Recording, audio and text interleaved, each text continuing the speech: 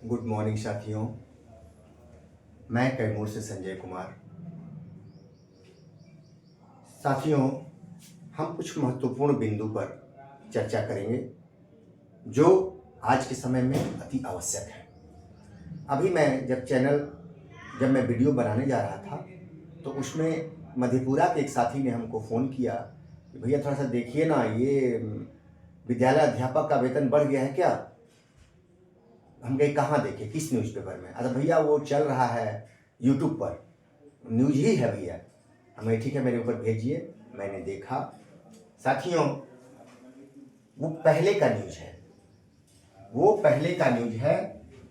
वो जिस समय बीपीएससी के द्वारा विद्यालय अध्यापक का बहाली हो रहा था, उस समय कितना किसका वेतन होगा टोटल, उस पर न्यूज चला था। उसी न्यूज को मेरे कोई साथी 1 से 5, 6 से 8 ऐसे बना करके और उसको परोस दिए ताकि लोग झटके में देखें और उनको टीआरपी मिले, उनका व्यू बढ़े, इसलिए चला देते हैं। ऐसे तो साथी हैं। तो ऐसे चैनलों को आप नहीं देखें, आप उससे कंफ्यूज होते हैं।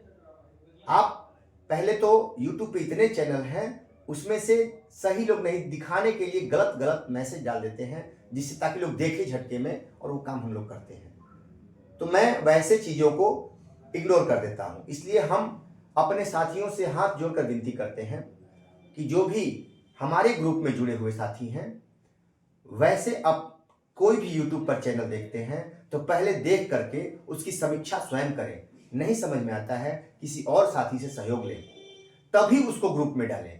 क्योंकि वो मैसेज अगर वो डाल देते हैं तो उससे हमारे ग्रुप के साथी बेचैन हो जाते हैं। जो नियोजित साथी हैं वो बेचैन हो जाते हैं। कई विशिष्ट साथी भी बेचैन हो जाते हैं। हमारे पास विशिष्ट साथी भी फोन करते हैं, ऐसा नहीं है। बीपीएससी साथी भी फोन करते हैं। आप लोग विश्वास नहीं कीजिएगा, लेकिन ये सत्य है। वो साथी हमारा बात सुन रहे होंगे, क्योंकि वो भी मेरा चैनल देखते हैं। तो वो सवाल पूछने लगते हैं, कितने फोन उस गलत न्यूज के चलते, यूट्यूब पर जो गलत न्यूज आता है उसके चलते कितने साथी हमारे यहाँ फोन करने लगते हैं कि हम आपसे क्या बताएं। तो इसलिए साथियों, थोड़ा परख के ग्रुप में डालिए। क्योंकि मेरा ग्रुप एक बहुत ही महत्वपूर्ण ग्रुप बन गया है इस बिहार में, जो शिक्षकों के हित, बच्चों के हित एवं समाज के हित सबको बहुत ही बखूबी निभा रहा है। ये आप इतना विश्वास रखिए। और आज हमारा जो ग्रुप है बहुत ही महत्वपूर्ण ग्रुप बन गया है। तो ध्यान रखें, ग्रुप में वैसे न्यूज को नहीं डालें जो कि सत्यता जिसमें बिल्कुल ना हो।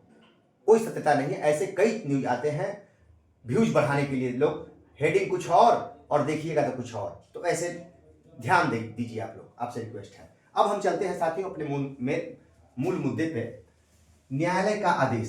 साथियों, जो न्यायालय का आदेश है उससे सरकार परेशान है।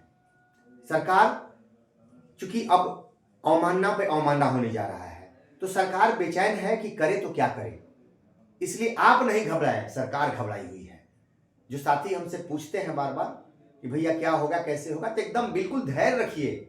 बहुत अच्छा होने जा रहा है। हम नियोजित भाइयों के लिए बहुत ही अच्छा समय आ रहा है, इतना विश्वस्त रहिए। क्योंकि आप जितना ही लंबा संघर्ष करते हैं, कष्ट झेलते हैं, तो दुख के बाद सुख के दिन आते हैं। ठीक है, इतना ध्यान रखिए। अब दूसरा है नियोजित ही वरिष्ठ होंगे, इतना विश्वास रखिए। जहां तक मेरा अनुभव कहता है, और भाई होंगे तो अपना अनुभव देंगे, मैं सहर्ष स्वीकार करूंगा। लेकिन जो मेरा अनुभव कहता है, नियोजित क्यों वरिष्ठ होंगे, आप ये जान लीजिए कि वेतनमान वरिष्ठ होता है। जो पुराने शिक्षक हैं वो वरिष्ठ है। 11 में आए सहायक शिक्षक, वो नियोजित से वरिष्ठ हो गए क्योंकि उनका वेतनमान है। ठीक है, 2 समझ गए। तीसरा समझिए, हमको अनुशंसित वेतनमान है जो 5200 का है, जो राज्यकर्मी का वेतनमान है। और बीपीएससी से बहाल विद्यालय अध्यापक और विशिष्ट शिक्षक दोनों को राज्यकर्मी का कोई वेतन नहीं मिलता है। इसमें क्लियर है आप। और राज्यकर्मी का वेतनमान अनुशंसित सिर्फ नियोजित को मिलता है सहायक शिक्षक के बाद। ये क्लियर कर लीजिए। इसलिए हमेशा वेतनमान ही सीनियर होगा। ठीक है, इसमें क्लियर हो जाइए। जो मेरा अनुभव कहता है। सरकार अब क्या क्या चाल चलती है उसकी बात अभी मैं नहीं करता, क्योंकि सरकार है, सरकार एक से एक गलत निर्णय भी लेती है जो दिमाग से परे होते हैं, और जा करके न्यायालय में औंधे मुंह गिर जाती है वो सरकार, वही होता है।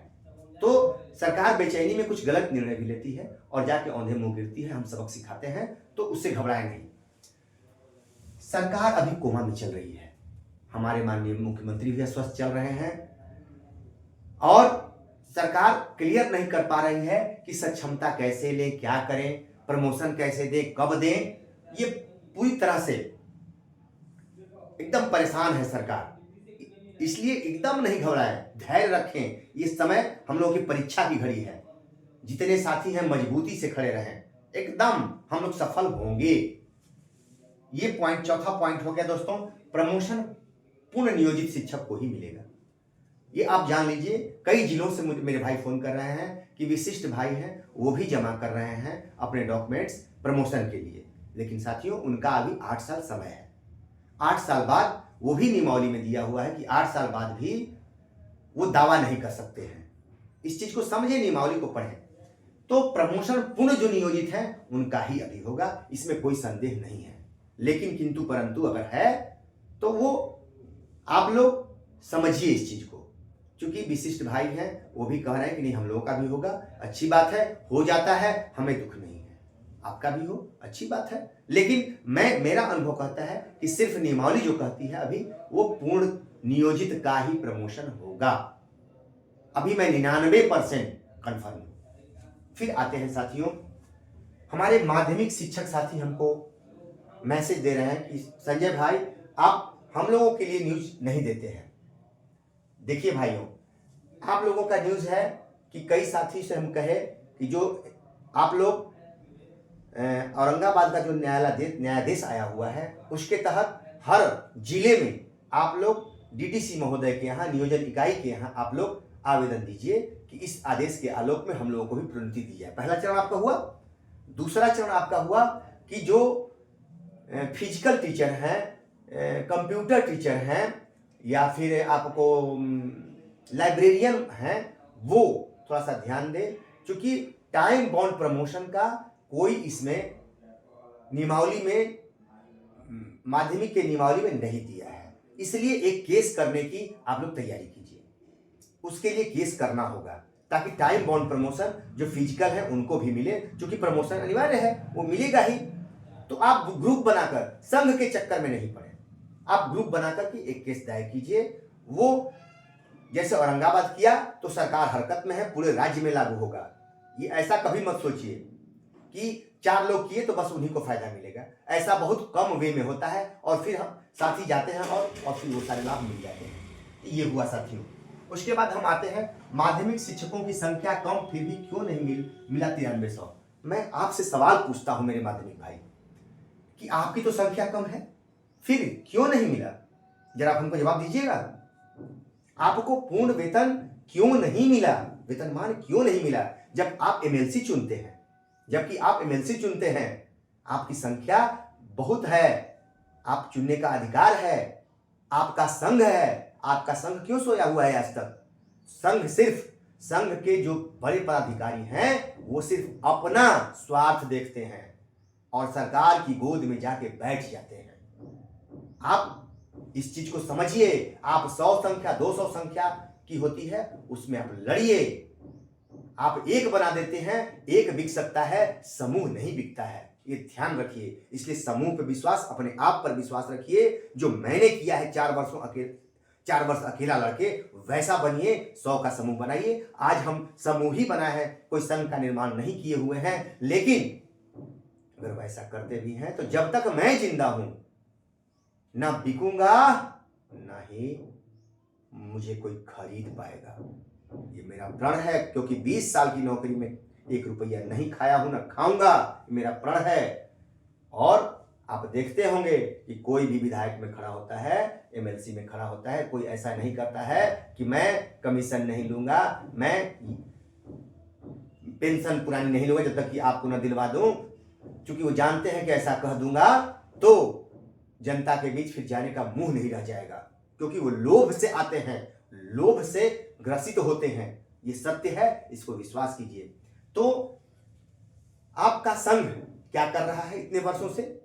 आपकी संख्या तो मामूली थी पहले, उनको नहीं दिलवा सका, वैसे संघ के पीछे क्यों लगे हुए हैं आप अपने से प्रश्न पूछिए ना मेरे भाई। आप वैसे संघ के पीछे आज तक क्यों पड़े हुए हैं? छोड़िए वैसे संघ को, एक समूह बनाइए मजबूत, आप लड़ लेंगे और सरकार हिल जाएगी, समूह से हिल जाएगी। ये ध्यान रखिए।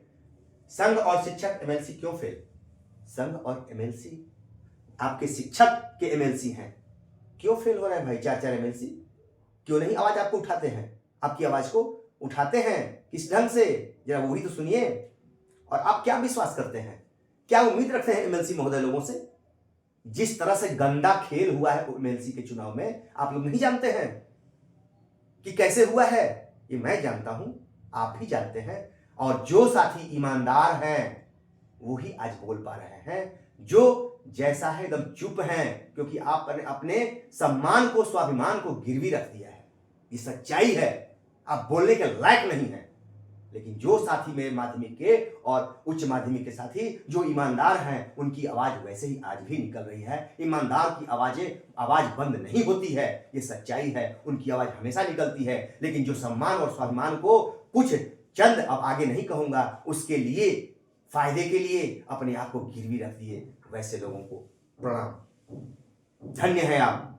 एक शिक्षक कहते हैं शर्म आनी चाहिए, जो कुछ लोभ में अपने सम्मान को गिरवी रख दिए। हमें वैसा नहीं चाहिए। तो वैसे लोगों संघ में हैं, वैसे लोग संघ चलाते हैं, घृणा आती है मुझे वैसे लोगों पर। अपनी शक्ति पहचाने और अपने सम्मान और स्वाभिमान को गिरवी नहीं रखें, ये मेरा लास्ट पॉइंट है। अपने सम्मान और स्वाभिमान को गिरवी मत रखिए मेरे भाई, और आप एकदम इसको बचा के रखिए, अपने आप को बेचिए मत। ये मैं कह रहा हूं, ये नहीं तो आपका हश्र बहुत बुरा होगा। ऐसे ही लड़ते लड़ते मर जाइएगा, कुछ नहीं होगा, और आप कभी नहीं जीत पाइएगा। लेकिन आप छोटे छोटे टुकड़े में ईमानदारी से लड़िएगा तो आप जीत जाइएगा। क्योंकि सरकार को यह आभास हो जाएगा कि ये कोई भी हमारे पक्ष में नहीं है।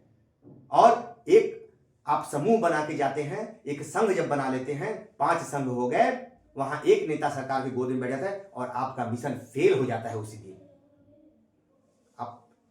अब विशेष किसी संघ पे मैं टिप्पणी नहीं करना चाहता हूं, तो आप खुद समझते हैं और जानते हैं, जो वर्षों से संघ चला रहे हैं, आपके लिए क्या किए हैं वो आप समझिए। वो तो आपको नियोजित को वोट देने का अधिकार भी नहीं था, आप लड़के पाए हैं। समझिए इस चीज को भाइयों। इतना ही, फिर अगली कड़ी में आऊंगा। नमस्कार।